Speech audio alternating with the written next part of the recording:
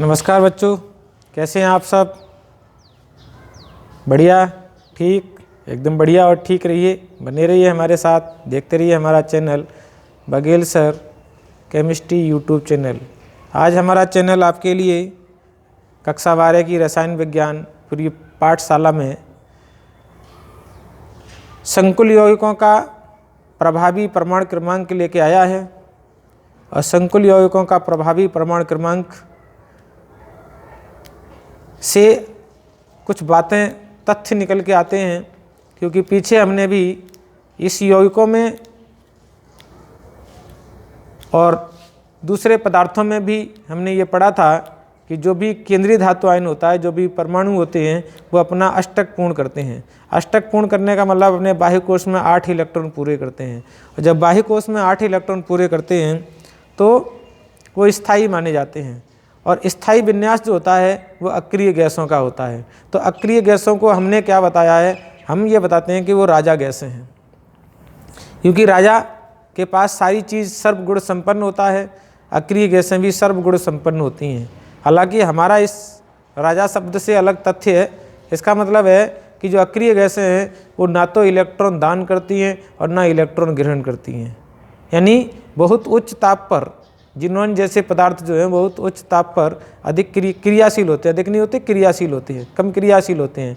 इसलिए जो lowest form पर जितनी भी क्रियाएं होती हैं उसमें सभी पदार्थ जो होते हैं अक्रिय गैसों के वो नॉन रिएक्टिव होते हैं, अक्रियाशील होते हैं। तो हर कोई पदार्थ जो है इलेक्ट्रॉन आदान प्रदान करके और किसके समान, अक्रिय गैसों के समान स्थायी विन्यास प्राप्त करना चाहते हैं। यहाँ स्थायी विन्यास से संबंधित बात नहीं है, यहाँ जो है वो अक्रिय गैसों के समान परमाणु क्रमांक ज्ञात करना चाहते हैं। तो ये कब स्थिर होगा परमाणु क्रमांक, कब इन पर परमाणु क्रमांक ये पहुँचेगा, तो उसके लिए हमें क्या करना पड़ेगा? लिगेंडों की फॉर्मेशन देखनी पड़ती है। तो कोई भी परमाणु जो है वो कितने इलेक्ट्रॉन ग्रहण करेगा, कितने इलेक्ट्रॉन दान करेगा, तब जाकर के अक्रिय गैसों के समान स्थायी विन्यास प्राप्त करेगा। तो ये चीज़ जो है वो जितना ज़्यादा परमाणु एकांकी इलेक्ट्रॉन लेकर के संकुल यौगिक बना करके अक्रिय गैसों के समान स्थायी विन्यास प्राप्त कर लेगा, उतना ही वो संकुल जो है वो स्थायित्व की ओर बढ़ेगा। यहाँ तक ये देखा गया है। आगे हमने क्या है, हमको ये एग्जाम्पल लेते हैं, निकालेंगे कैसे? तो EAN के लिए फॉर्मूला है EAN = केंद्रीय धातु आयन का परमाणु क्रमांक, केंद्रीय धातु आयन का परमाणु क्रमांक। ठीक है, उसका क्या लिखेंगे हम? परमाणु क्रमांक लिखेंगे। और परमाणु क्रमांक में से क्या करेंगे हम? माइनस के ऑक्सीडेशन नंबर, ऑक्सीकरण संख्या घटा देंगे। ऑक्सीकरण संख्या घटा देंगे। और जब ऑक्सीकरण संख्या घटा देंगे प्लस उसमें क्या करेंगे? 2 × लिगेंड की संख्या। अब लिगेंड की संख्या नहीं लगा सकते, यहाँ क्या करेंगे? उपसह संयोजन संख्या, 2 × उपसह संयोजन संख्या।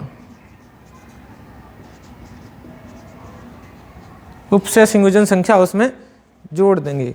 तो 2 का गुणा करके उसमें उपसह संयोजन संख्या क्या कर देंगे हम? जोड़ कर देंगे। तो जो भी हमारा मान आएगा वो हमारा प्रभावी परमाणु क्रमांक आएगा। तो अब देखिए हमने क्या लिया? हमने लिया K3FeCN6, ये हमने कॉम्प्लेक्स ले लिया। तो हमारे इस कॉम्प्लेक्स में मतलब की बात जो है वो मतलब की बात, इसका कोई रोल नहीं है। हालांकि इसका कोई परमाणु क्रमांक, ये तो केवल उदासीन कर रहा है। तो हमें सबसे पहले इसकी ऑक्सीकरण संख्या निकालनी पड़ेगी। तो ऑक्सीकरण संख्या निकालने के लिए क्या किया? इसका 3 का गुणा कर दिया। पोटेशियम का प्लस का 1 होता है, तो हमने क्या है? पोटेशियम का प्लस का 1 ले लिया। प्लस इसका Fe का X होता है, प्लस ये 6 हो गई, माइनस का 1 होता है, = क्या रहता है? 0। हमें सबसे पहले इसकी ऑक्सीकरण संख्या निकाल लेनी चाहिए, या हमें मालूम होनी चाहिए। बहुत इंपॉर्टेंट चीज़ है इसकी ऑक्सीकरण संख्या। तो हमारे पास क्या हो गया? ये हो गए प्लस के 3, ये हो गए प्लस x, ये हो गए माइनस के 6, = हो गया 0।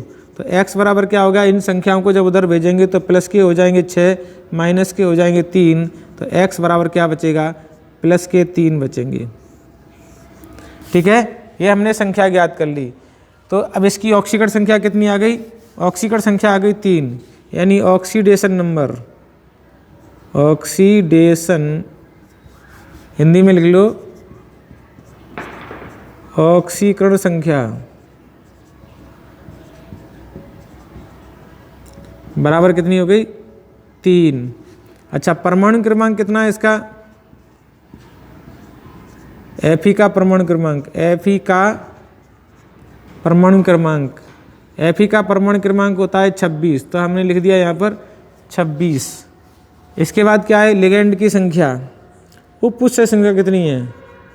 उपपुष्य संयोजन संख्या, उपपुष्य संयोजन संख्या हो गई कितनी? 6, क्योंकि 6 लिगेंड हमारे जुड़े हैं। Number of ligand is equal to उपपुष्य संयोजन संख्या होती है, बशर्ते एक दंतों लिगेंड होना चाहिए। तो इसलिए हमें क्या है, इनकी चीज़ों को इंक्लूड नहीं करना। तो इसके लिए EN बराबर क्या हो जाएगा? EAN बराबर 26, तो इसका परमाणु क्रमांक हो गया, माइनस के हमने 3 घटा दिए, प्लस 2 इंटू क्या किया? नंबर ऑफ ऑक्सीडेशन का नाम है लिगेंडों की संख्या। तो लिगेंड हमारे पास कितने? 6।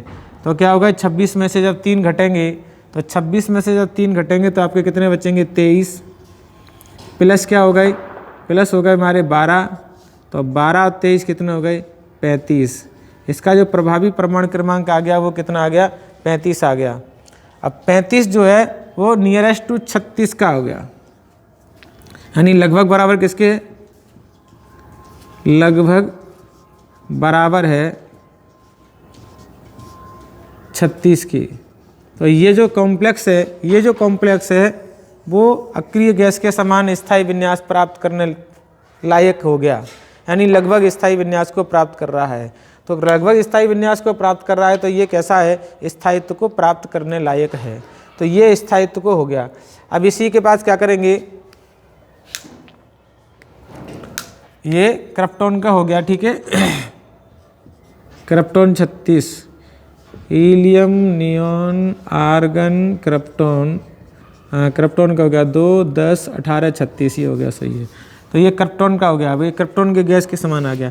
ऐसे हमने क्या है, एग्जाम्पल यहाँ ले लिए 4। फिर हमें इसका ऑक्सीकरण संख्या EAN निकालना पड़ेगा। तो यहाँ पर ऑक्सीकरण संख्या कितनी हो जाएगी? अब प्लस के 2 हो जाएगी, क्योंकि 6 में से हम 4 घटा देंगे, 2 बचेगी। बाकी का सब कुछ सेम है। तो सब कुछ सेम होने के कारण क्या हो गया इसका? ये 24 की जगह 3 की जगह अब कितने घटेंगे? 2 घटेंगे। तो 2 घटने से यहाँ कितने मिलेंगे? 24 प्राप्त होंगे। 24 प्राप्त होने से क्या मिलेंगे आपको? 36 प्राप्त होंगे। तो इस संकुल का जो प्रभावी परमाणु क्रमांक आएगा वो कितना आएगा? 36, जो किसके समान है? अब लगभग समान नहीं होगा, बराबर हो जाएगा। 36 बराबर किसके होता है? क्रिप्टॉन के होता है। तो ये हमारे क्या हो गए? प्रभावी परमाणु क्रमांक हो गए। ये प्रभावी परमाणु क्रमांक जो है वो आपको किसी कंपटीशन की परीक्षा में भी पूछ लिए जाते हैं। तो इस तरीके से हम क्या करेंगे? प्रभावी परमाणु क्रमांक निकालेंगे। आइए कोई दूसरा एग्जाम्पल भी देख लेते हैं। तो दूसरा एग्जाम्पल हमारे पास क्या है? CO कोबाल्ट, CN का होल 6 और पूरे कॉम्प्लेक्स में माइनस के 3 आवेश। ठीक है, पूरे कॉम्प्लेक्स में माइनस के कितने आ गए? 3 आवेश हो गए। तो इसका जो है सबसे पहले हमें इसकी ऑक्सीकरण संख्या निकालनी पड़ेगी। तो CO की ऑक्सीकरण संख्या, ऑक्सीकरण संख्या अब कैसे निकालते हैं? देखिए मैं यहाँ निकाल के दे रहा हूँ आपको। CN का होल 6 पूरे कॉम्प्लेक्स में माइनस के 3, तो क्या हो गया? x प्लस के 6 माइनस का 1 इक्वल टू माइनस के 3 लिखे जाएंगे, क्योंकि ये माइनस के 3 जो कॉम्प्लेक्स पे लगा है वो इक्वल टू के बाद लिखा जाता है। तो x माइनस के 6 इक्वल टू माइनस के 3, x बराबर क्या आएगा? माइनस के 3 और प्लस के 6। x बराबर क्या बचा हमारे पास? प्लस के 3 बचा। ठीक है, अब चलो ये मिल गया। ऑक्सीकरण संख्या कितनी आ गई? इसके प्लस के 3 आ गई। अब Fe का CO का परमाणु क्रमांक, तो CO का परमाणु क्रमांक होता है 27, लिगेंडों की संख्या 6 है। तो अब आप में क्या करेंगे? EAN का TAN नंबर बराबर क्या होगा, सबसे पहले हमें इसमें क्या लिखना पड़ेगा, इसका परमाणु क्रमांक लिखना पड़ेगा। तो परमाणु क्रमांक कितना है 27, माइनस के क्या करेंगे हम इसमें ऑक्सीडेशन संख्या घटाएंगे, तो ऑक्सीडेशन संख्या कितनी होगी हमारी 3, प्लस क्या करेंगे 2 × और जो लिगेंडों की संख्या है जो एकांकी इलेक्ट्रॉन युग्म दान कर रहे हैं उनकी संख्या जो है वो 6 है। तो हमने यहाँ क्या कर दिया 6 का गुणा कर दिया। तो आंसर कितना आया, इसको हटा दिया हमने। अब आंसर आया हमारे पास 3 में से 27 में से 3 गए तो 24 बचे, और 24 प्लस कितने हो गए 12, अर्थात कितना बन गया 36 बन गया।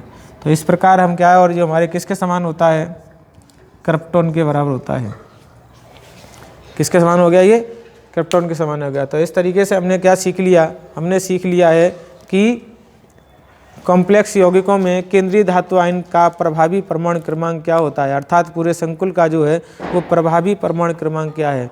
और वो प्रभावी परमाणु क्रमांक जो है वो अक्रिय गैसों के समान होना चाहिए। जब वो अक्रिय गैसों के समान हो जाता है तो संकुल का अक्रिय गैसों के समान स्थायित्व, क्योंकि वो किसी से क्रियाशील नहीं करते, अर्थात इनकी क्रियाशीलता जो है वो कैसी हो जाती है, खत्म हो जाती है। ठीक है, तो ये हमारा क्या रहा, हमारा इफेक्टिव एटॉमिक नंबर, प्रभावी परमाणु क्रमांक कैसे निकालेंगे, क्योंकि ये चीज़ें जो हैं वो आपकी कंपटीशन में पूछी जाती हैं। तो बड़े ध्यान से सोच के समझ के आप इनको सीखेंगे, इनका फॉर्मूला याद रखेंगे। इनका फॉर्मूला क्या है, number of effective atomic number बराबर केंद्रीय धातु आयन का परमाणु क्रमांक माइनस ऑक्सीकरण संख्या प्लस 2 × उपसह संयोजन संख्या। कभी कभी ये होता है उपसह संख्या में कि उपसह संयोजन संख्या भी लिखनी पड़ेगी, लिगेंड की संख्या नहीं लिखते हैं। लिगेंड द्विदंतुक भी होते हैं, त्रिदंतुक भी होते हैं और बहुदंतुक भी होते हैं। बहुदंतुक का मतलब 3 से ज़्यादा, 4 होते हैं, 5 होते हैं, 6 होते हैं। तो वो आप कैलकुलेट नहीं करेंगे, कैलकुलेट सेल पर शिफ्ट करेंगे कि कितने परमाणुओं के द्वारा एकांकी इलेक्ट्रॉन युग्म दान किए जा रहे हैं। तो जितने एकांकी इलेक्ट्रॉन युग्म दान कहते हैं उन्हीं की संख्या जो है उपसह संख्या कहते हैं। ठीक है, तो इस तरीके से आप जो है यहाँ पर प्रभावी परमाणु क्रमांक निकालना सीख जाएंगे। जरूरी नहीं होता है कि उनका 36 ही आए, जरूरी नहीं होता है कि उनका 36 ही आए। हाँ, ये जरूरी होता है कि लगभग जो है वो किसी दूसरी अक्रिय गैस के समान स्थायी विन्यास प्राप्त हो जाएगा।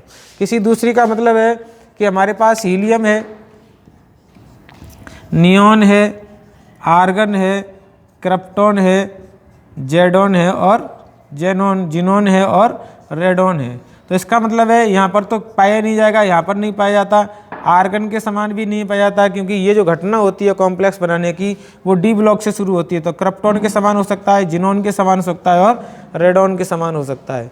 तो ये 3 गैसें जो लास्ट वाली हैं उनके समान स्थायी विन्यास प्राप्त हो सकता है, ऊपर वाले के क्यों नहीं होगा, क्योंकि ये हमारे एस ब्लॉक और पी ब्लॉक के अंतर्गत आते हैं ये दोनों। तो जब ये दोनों पी ब्लॉक के अंतर्गत आते हैं, पी ब्लॉक के परमाणुओं के अंतर्गत आते हैं, तो पी ब्लॉक में इस प्रकार की घटना नहीं पाई जाती है। तो आज के लिए इस वीडियो में इतना ही। पढ़ाई से संबंधित बातें में हम जो है आपको एक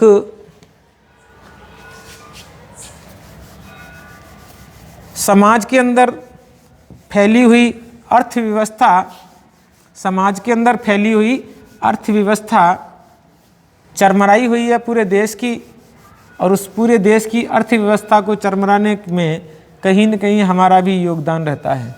क्योंकि हम क्या करते हैं, हम